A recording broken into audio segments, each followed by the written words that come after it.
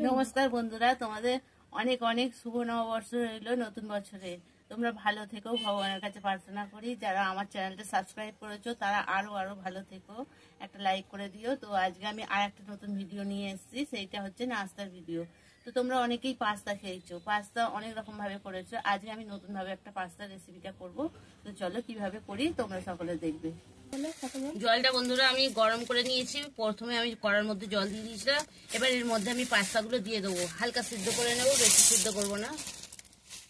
দেখো বন্ধুরা, এটা আমার হাফ সিদ্ধ হয়ে গেছে। এবার আমি ঢেলে ফেলবো। এবার আমি কড়াটার মধ্যে ঘি দিয়ে দেবো। এবার এর মধ্যে আমি পাস্তাগুলো দিয়ে দেবো, দিয়ে একটু ঘি দিয়ে ভালো করে নাড়াচাড়া করে নেবো। বন্ধুরা, এটা আজকে আমি বানাচ্ছি পাস্তার পায়েস। এবার এর মধ্যে আমি দুধটাকে দিয়ে দেবো।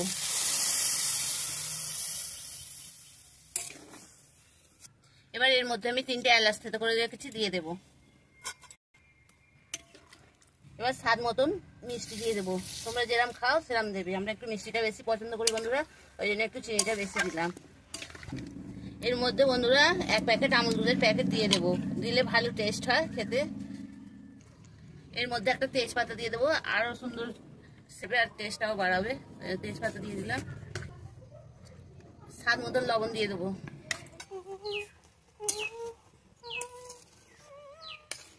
তো আমার পাস্তার পায়েস রেডি হয়ে গেছে। এবার আমি নামিয়ে ফেলবো। এবার নামাবার আগে এটা আমি আরেকটু ঘি দিয়ে দেবো।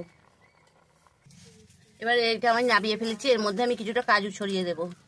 তো বন্ধুরা, পুরো ভিডিওটা আমার দেখার জন্য তোমাদের অসংখ্য ধন্যবাদ। ভালো থেকো সারা বছর। দেখো বন্ধুরা, আমার পাস্তা পায়েস রেডি। তো পাস্তা পায়েসটা কিরকম লাগলো তোমরা অবশ্যই আমাকে কমেন্ট করে বলবে।